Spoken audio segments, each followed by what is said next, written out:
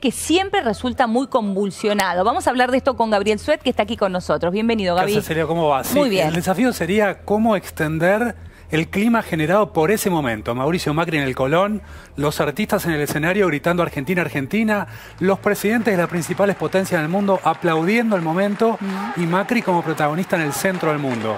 Vos sabés que esto es algo que, hablando con funcionarios que estuvieron en el G20, tuve la oportunidad de hablar con un ministro que me decía, hasta ahora nosotros le contábamos a los argentinos que teníamos el apoyo del mundo. Sí. Lo que logramos con esta reunión del G20 fue traer al mundo a la Argentina y que los argentinos se dieron cuenta que ese apoyo era real. Claro. Este es el efecto que se generó. Bien. Y por supuesto que esto es muy importante, sobre todo para el núcleo duro de votantes de Cambiemos, que pudo ver algo a favor, algo favorable, en un gobierno que venía de tropiezo en tropiezo. Claro. Ni siquiera para ese núcleo duro había noticias positivas. Eso es cierto. Ahora, para el núcleo duro, para algunos otros que habían votado a Mauricio Macri y que en este tiempo están un tanto desencantados, lo cierto es que este efecto, después de la emoción del Teatro Colón y de toda la organización que realmente estuvo muy bien del G20, bueno, en algún momento se acaba porque empieza la vida diaria, ¿no? Y la política doméstica empieza a ganar de vuelta la agenda. Claro, por eso sí. Entonces está bien planteado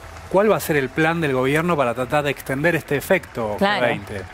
Por un lado, la conferencia de prensa que dio Mauricio Macri hoy a la mañana. Es la primera medida que tomó el gobierno para tratar de alargar el buen clima. En esa conferencia dedicada a hablar de los resultados del G20. Claro. Por otro lado, tenés una medida que se tomó horas antes de que terminara el G20.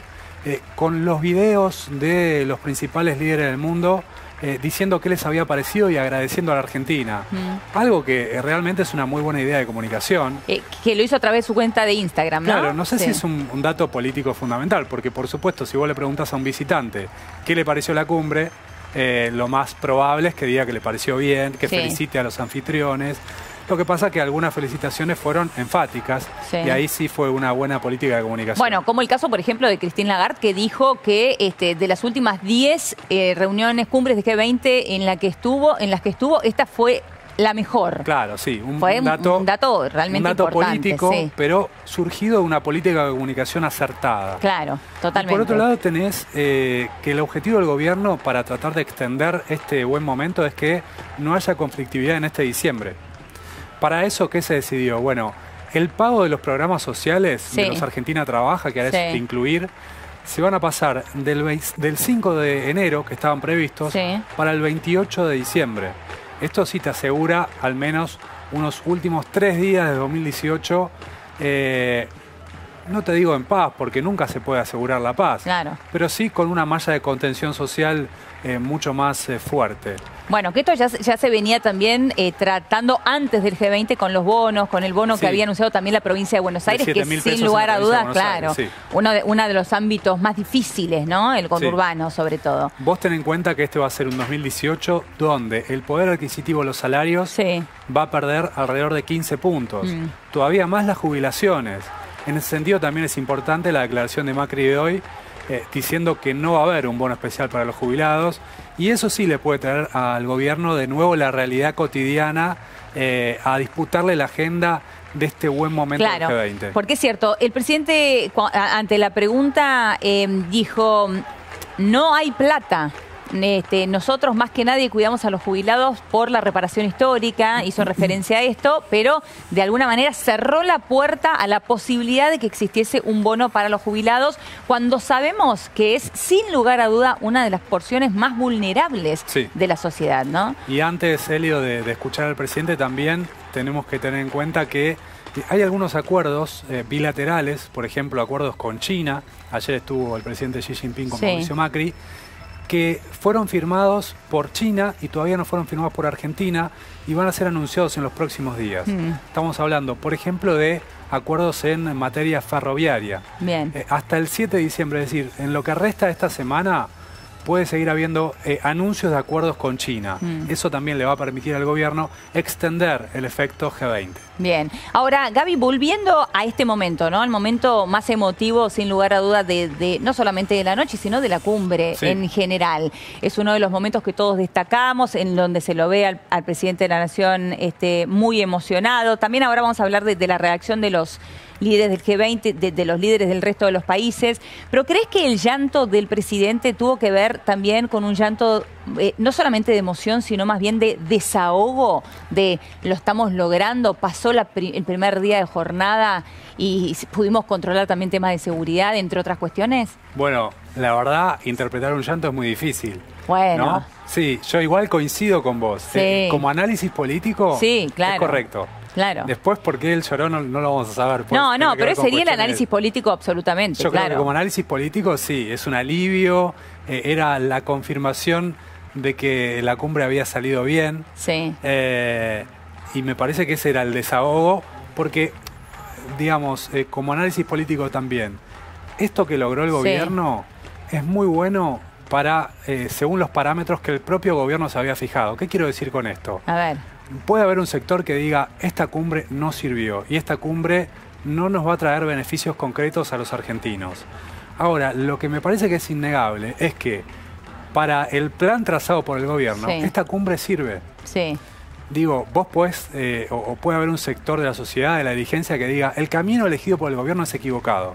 Y entonces, esto que está haciendo el gobierno en realidad es congraciarse con las grandes potencias mundiales, bajo la idea de que eso nos va a traer beneficios. Y en realidad la verdad que eso no nos va a traer beneficios. Esa es una postura que es, tiene su lógica interna y es aceptable. Claro. Ahora, para los que piensan que este es el camino a seguir, esto que logró Mauricio Macri es importante. Porque, de hecho, el gobierno venía tropezando hasta en sus propias recetas hasta ahora. No, y no solamente eso, sino que además no tenemos que olvidar que veníamos de hace un fin de semana de no poder controlar un partido de fútbol. Además, y de golpe, la seguridad realmente funcionó. Sí. En las marchas no hubo ningún tipo de desmán, no hubo ningún problema de seguridad. Estábamos todos muy atentos a esto. Dijimos, no pudimos controlar que llegue un equipo de fútbol a la cancha de River. ¿Cómo se podía controlar esto? Y realmente salió impecable, ¿no? Sí, con respecto a esto.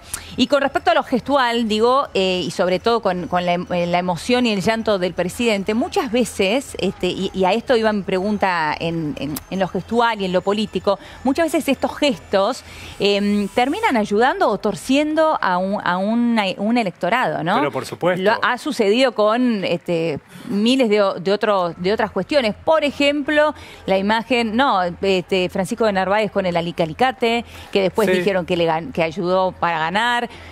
Bueno, muchísimas otras cuestiones. El beso de Mauricio Macri en el debate con Juliana. Claro, versus el de Scioli con Karina Rabolini. Claro, sí, por supuesto. Hay imágenes que son muy fuertes y quedan. Yo creo que esto debe haber sido tema de comentario en la mesa familiar del domingo.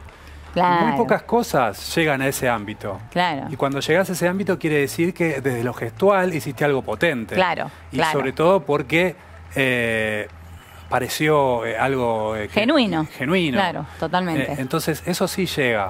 Un presidente emocionado no es algo que se ve todos los días. No es algo habitual. Bueno, y recién hablábamos del tema de los jubilados, de esta posibilidad de otorgarles un bono a fin de año para poder atravesar este fin de año. Bueno, cosa que desestimó el presidente de la Nación. Vamos a escucharlo.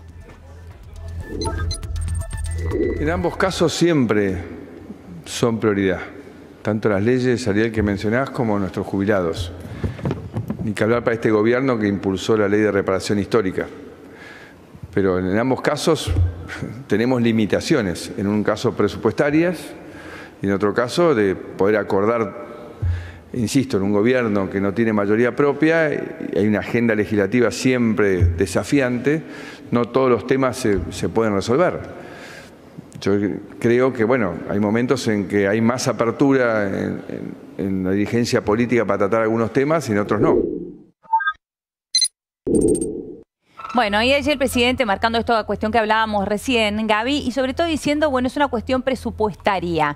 La gran pregunta que nos hacemos muchos argentinos es realmente una cuestión presupuestaria o tiene más bien que ver con decisiones de hacia dónde va un presupuesto? Bueno, concretamente sí, adscribo a lo segundo que decís, porque por supuesto que hay limitaciones presupuestarias, para todo lo hay. Claro. Ahora, lo que define la orientación de un gobierno es cómo distribuye su presupuesto también.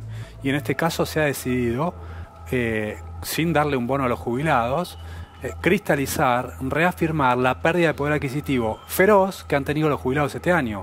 Esa, Helio, no es una decisión presupuestaria, es una decisión política. Claro, sí, totalmente. Ahora, por otro lado, cuando uno habla con funcionarios del gobierno, te dicen, bueno, en realidad tiene que ver con una cuestión presupuestaria, porque la decisión de pagarle el bono a los estatales es una cuestión menor en cuanto a cantidad. Son muchos menos los trabajadores estatales si los comparamos con los jubilados que tuviésemos que pagarles el bono. Sí. Lo mismo sucede en el caso de los docentes o en la provincia de Buenos Aires, que finalmente es el bono más alto, ¿no? Porque estamos hablando de uno de 7.000 contra el de 5.000 en la nación. Por poner un ejemplo nada más, fíjate cómo ante los reclamos de los productores agrícolas, sí, por el tema del cambio en el impuesto a bienes personales, finalmente se decidió eximir el impuesto a los inmuebles rurales. Sí.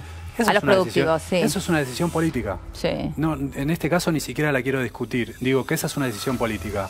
Y no pagarle un bono a los jubilados también es una decisión política. Las dos cuestiones involucran temas presupuestarios. Claro, totalmente. Ahora, por otro lado, también los empresarios, escuchando la palabra del presidente de la Nación, dijeron, bueno, a ver, nosotros también tenemos en nuestras empresas problemas de presupuesto, sin embargo, a nosotros nos obligan a pagar ese bono. Claro. Sí, bueno, lo están diciendo, por ejemplo, los supermercadistas. Claro, totalmente. Sí, claro, es un buen planteo. Sí. ¿Por qué el gobierno va a imponer un bono a los privados que no se hace cargo de pagar al Estado? Totalmente. Sí, es un buen planteo, sí. Bueno, vamos a seguirla en un ratito. Dale. Gaby, si te parece, de aquí me voy al encuentro de Juan Pablo Zanotto con toda la información del tránsito. Juanpi, buenas tardes. Sí, Elio, buenas tardes. Vamos a hablar de la vuelta a casa y de algunas complicaciones en la zona del Congreso. Manifestantes que cortan totalmente Avenida Entre Ríos, entre Hipólito Yrigoyen y Rivadavia. Fíjense el desvío en este momento por Yrigoyen, pero